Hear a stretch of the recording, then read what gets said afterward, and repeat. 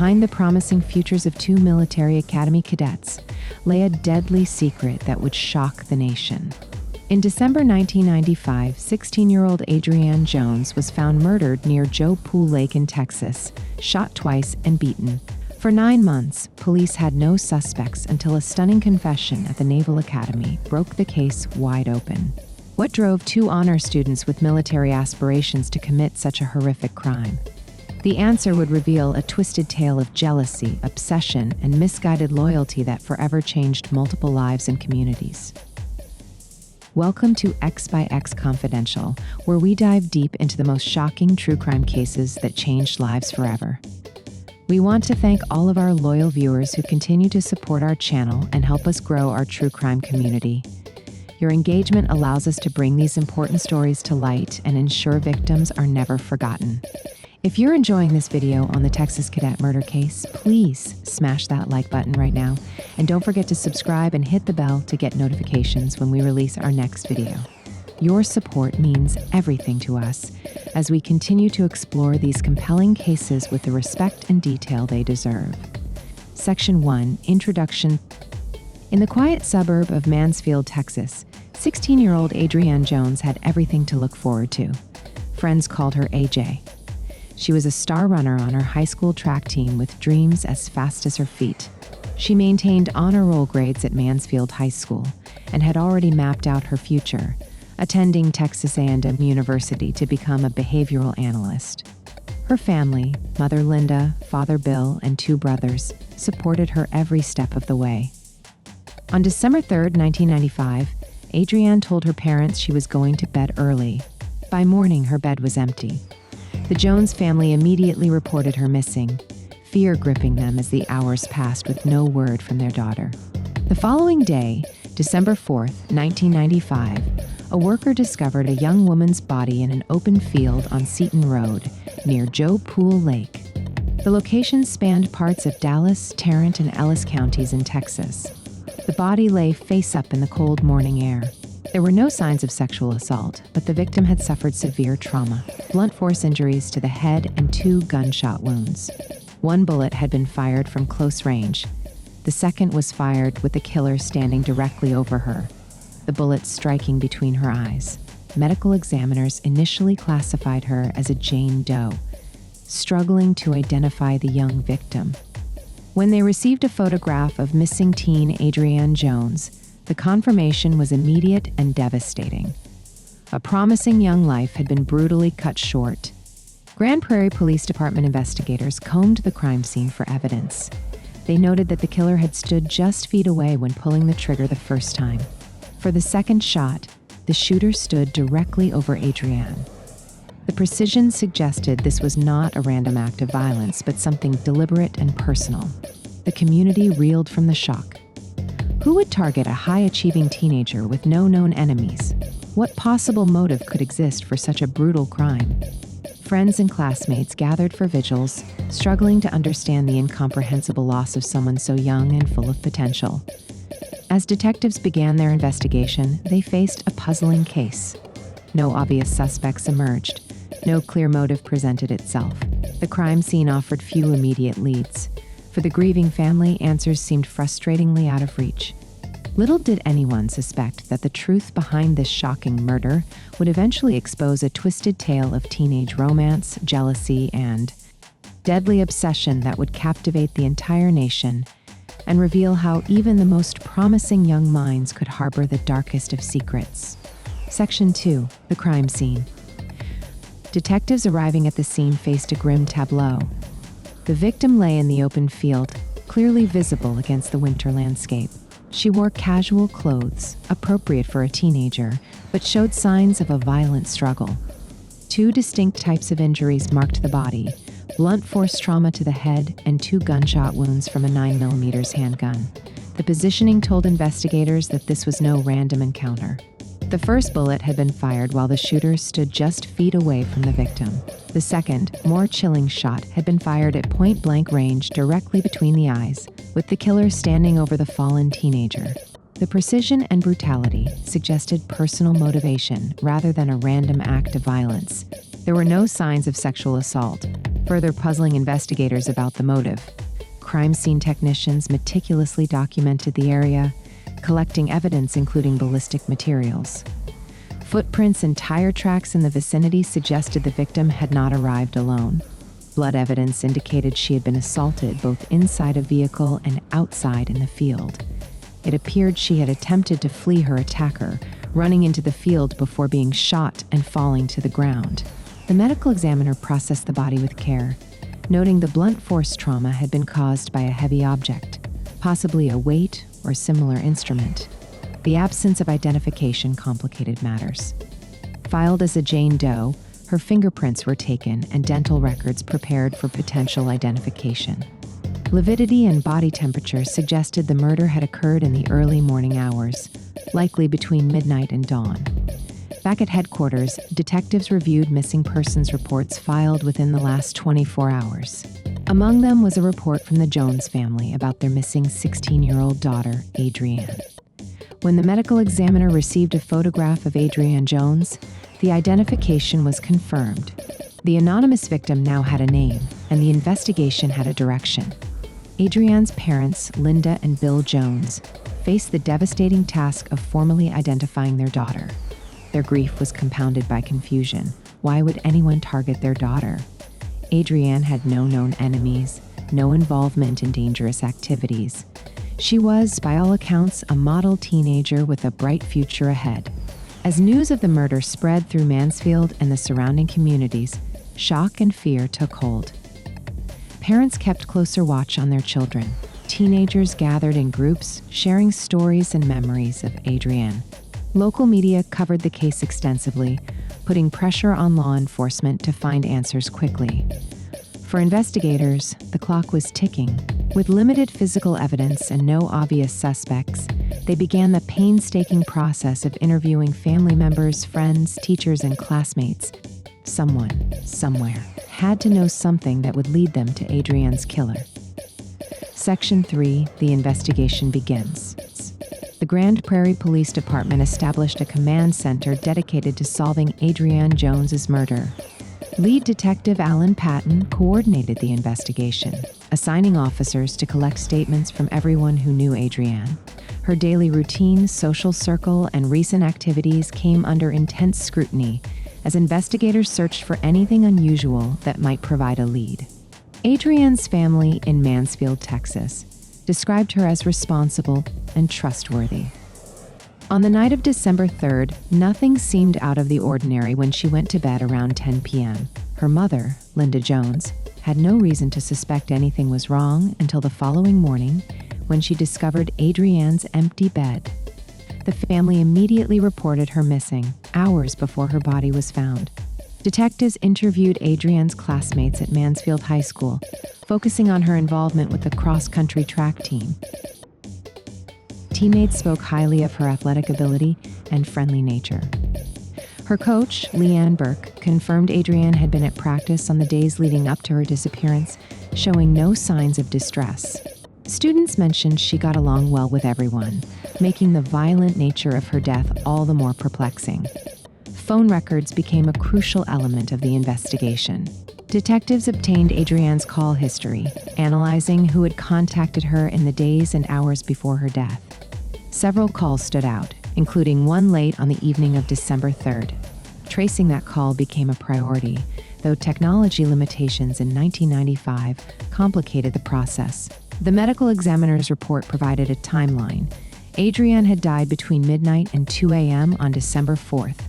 The cause of death was officially listed as gunshot wounds, with blunt force trauma as a contributing factor. Ballistics confirmed the murder weapon was a 9mm handgun, but with no weapon recovered, matching it to a specific firearm remained impossible. Police canvassed the area around Joe Pool Lake, interviewing residents about any unusual activity on the night of the murder.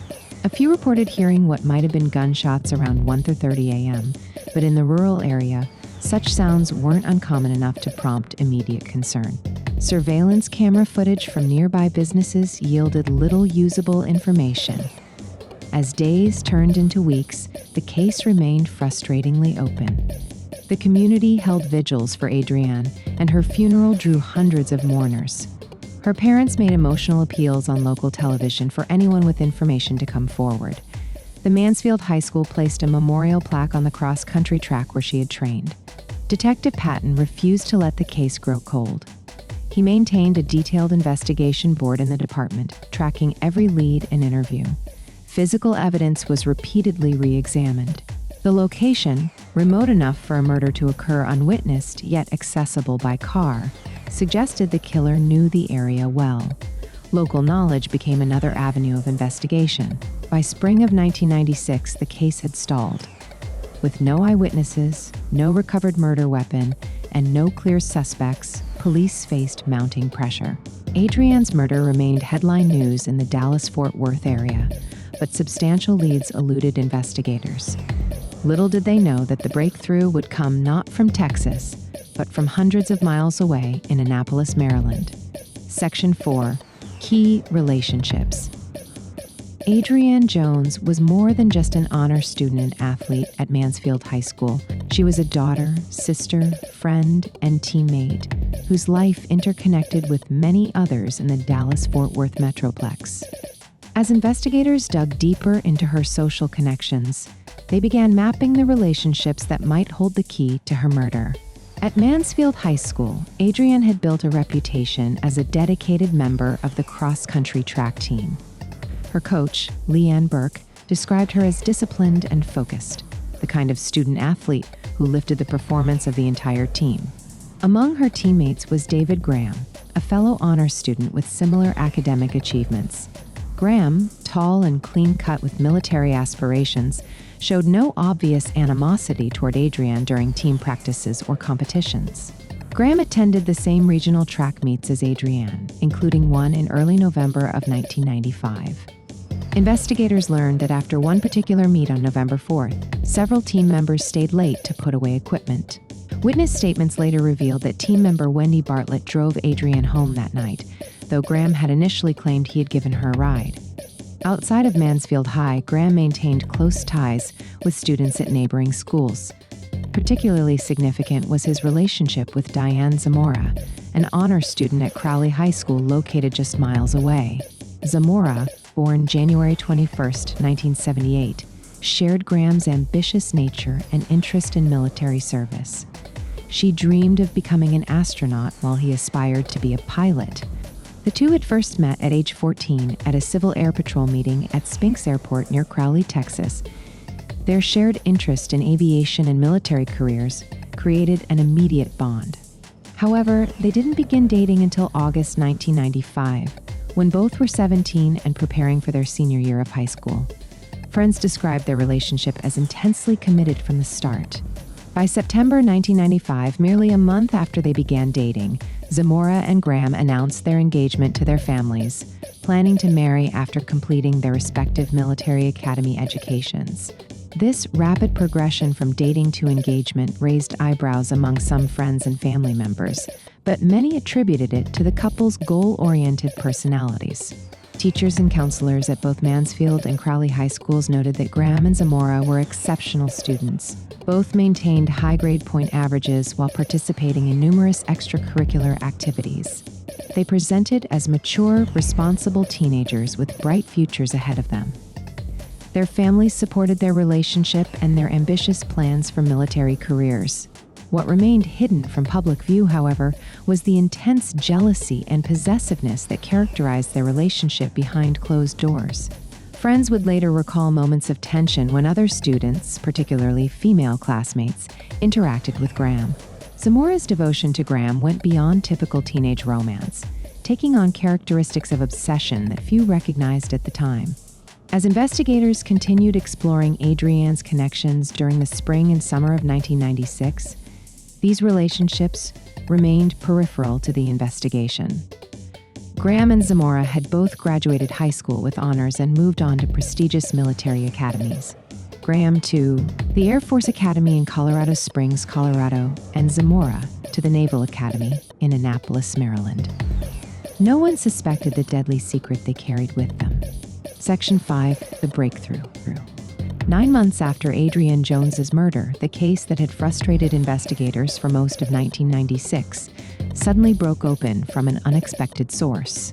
In early September, officials at the United States Naval Academy in Annapolis, Maryland, contacted the Grand Prairie Police Department with startling information. Diane Zamora, now a midshipman at the academy, had confided in her roommates about her involvement in a murder. Disturbed by these confessions, the roommates reported them to academy authorities, who immediately recognized the seriousness of the situation. The Naval Academy officials reached out to Texas law enforcement, setting in motion a chain of events that would finally bring Adrianne's killers to justice. Detective Alan Patton and his team acted swiftly on this new information. On September 6, 1996, they coordinated with military authorities to arrest Diane Zamora at the Naval Academy. Simultaneously, David Graham was taken into custody at the Air Force Academy in Colorado Springs, Colorado. Both were charged with capital murder and transported back to Texas, where they were held in the Tarrant County Jail awaiting questioning. The arrests shocked both military academy communities and the suspects' hometowns. Local news coverage in the Dallas-Fort Worth area exploded with headlines about the cadet killers. How could two high-achieving students with promising military careers be involved in such a brutal crime? The contrast between their clean-cut images and the violence of the murder captivated public attention. Graham underwent an intense 30-hour interrogation by Grand Prairie Police. Eventually, he provided a detailed confession describing how he and Zamora had planned and carried out Adrianne's murder. Zamora similarly confessed during her questioning, though with some variations in the details. Both linked the murder to jealousy over an alleged sexual encounter between Graham and Jones. According to their confessions, Graham had told Zamora about having sex with Adrianne after giving her a ride home from a track meet. This admission had sent Zamora into a rage. She began screaming and hitting her head against the floor, demanding that Graham kill Adrianne to prove his love. Kill her, Zamora had shouted, according to her own confession. The plan they devised was calculated and cold-blooded. On December 3, 1995, Graham called Adrianne and offered to take her for a drive. Unaware of the danger, Adrianne agreed. What she didn't know was that Zamora was hiding in the hatchback of the car. Graham drove to a remote area near Joe Pool Lake, where the couple confronted Adrianne about the alleged sexual encounter. A struggle ensued. According to both confessions, Zamora struck Adrianne on the head with weights while Graham tried to restrain her.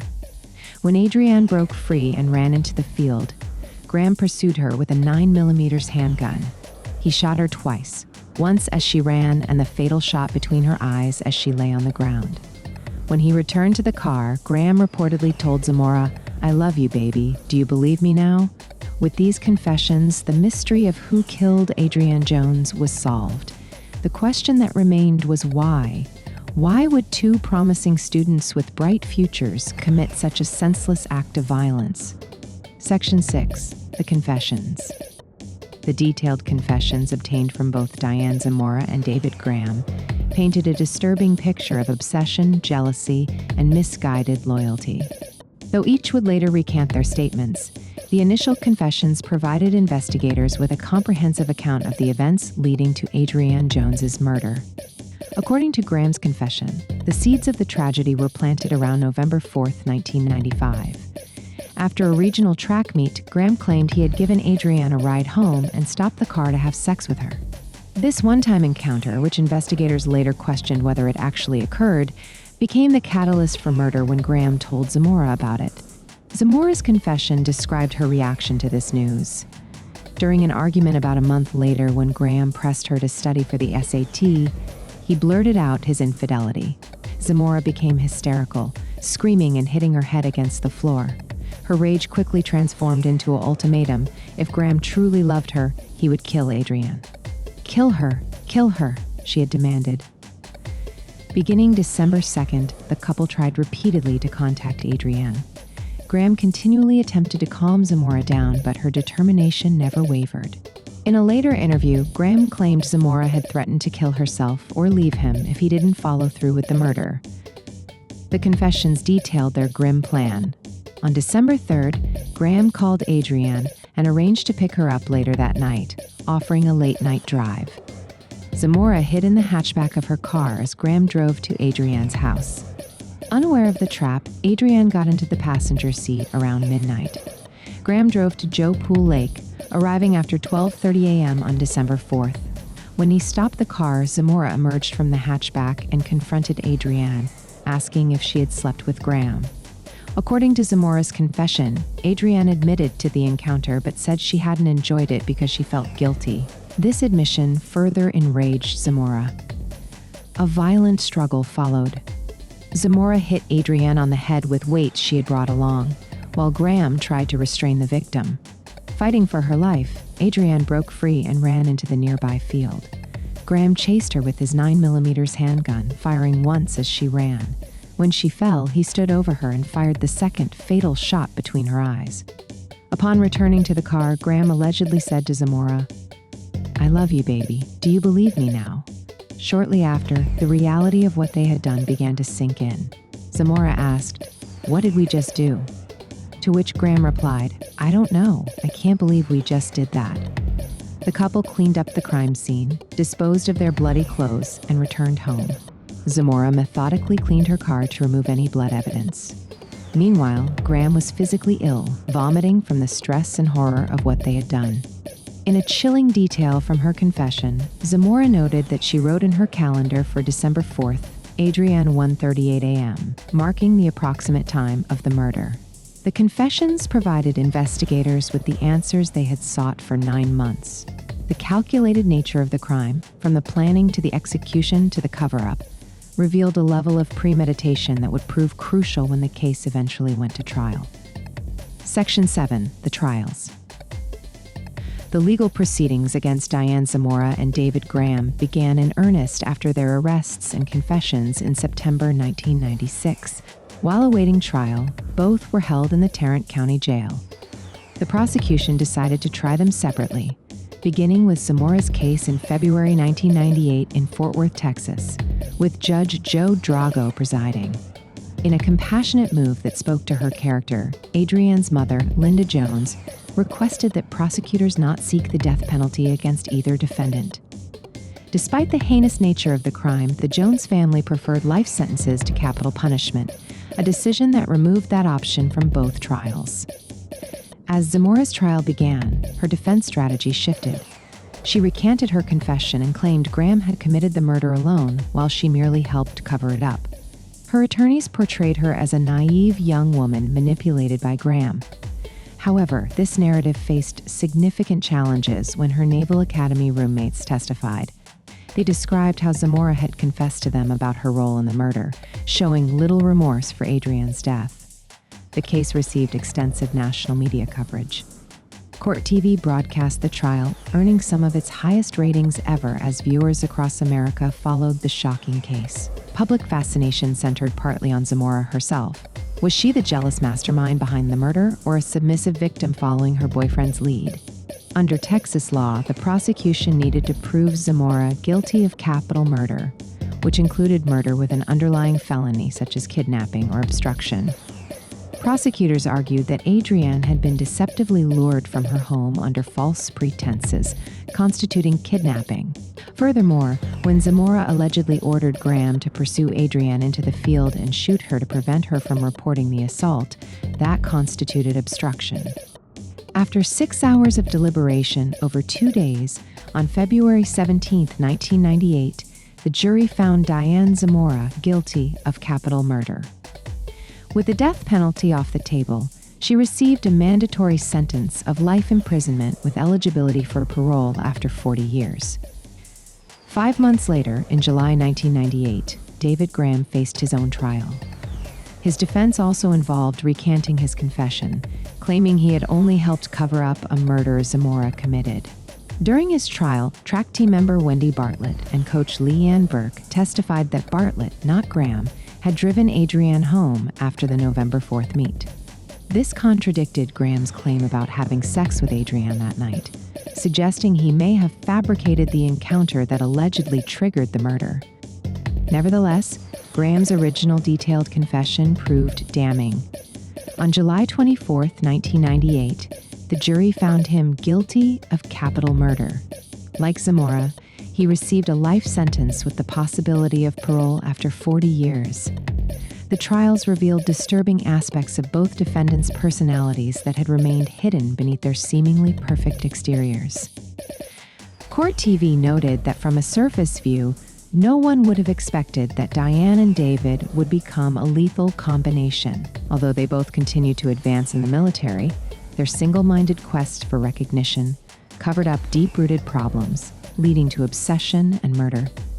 With the conclusion of both trials, the legal chapter of this tragic case closed. For Adrianne's family and the communities of Mansfield and Crowley, the long process of healing could finally begin, though the senseless loss of such a promising young life would never be forgotten. Section 8, Aftermath. The convictions of Diane Zamora and David Graham brought legal closure to Adrianne Jones's murder, but the repercussions of their crime continued to reverberate through multiple lives and communities.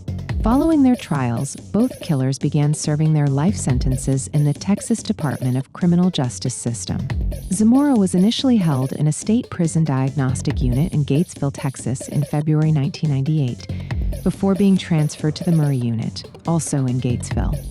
At various points, she was held in protective custody at the Mountain View unit before being moved to the general prison population at the William P. Hobby unit near Marlin. As of 2022, records indicate she had returned to protective custody at the Lane Murray unit. Graham's incarceration began at the Ellis unit near Huntsville after his trial.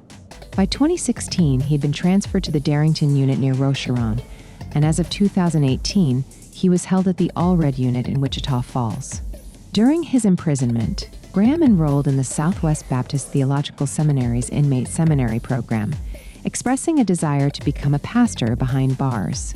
In 2008, 13 years after the murder, Graham publicly expressed remorse for his actions. He stated that his original confession to the police was accurate and that if he could do it over again, he would have pleaded guilty to the murder. This contrasted with his trial strategy of blaming Zamora and denying his role in the shooting. Zamora's post-conviction life took several turns. While in prison, she developed a correspondence relationship with another Texas inmate named Stephen Mora, who was serving time for auto theft, burglary, and making threats.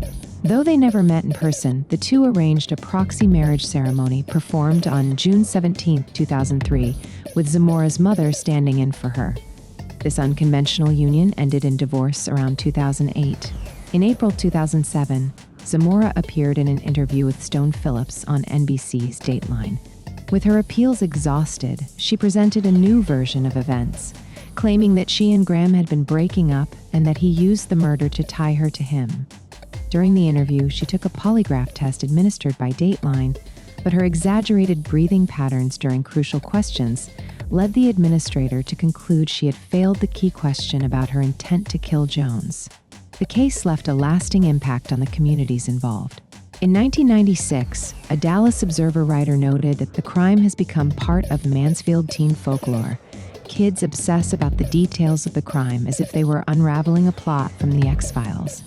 Due to the case's historical significance in Texas criminal justice, Tarrant County authorities chose in 2015 to preserve the paper court documents even after digitization. The story of Adrianne Jones's murder continues to serve as a cautionary tale about how jealousy and obsession can lead seemingly promising young people down a path of senseless violence and destruction. Thank you for watching this tragic story of jealousy, obsession, and the senseless murder of a promising young woman. Adrianne Jones deserved to live a full life, but instead became a victim in a twisted tale of toxic devotion. We at X by X Confidential work hard to bring you the most comprehensive true crime coverage, and your support makes it all possible. If you found this video informative, please take a moment to smash that like button and subscribe to our channel if you haven't already. Don't forget to hit the bell icon to receive notifications about our future uploads. We're curious to hear from you. What do you think drove Diane Zamora to demand such a horrific act of loyalty from David Graham? Was it pure jealousy, or were there deeper psychological issues at play? Share your thoughts in the comments below, and we'll see you in our next investigation.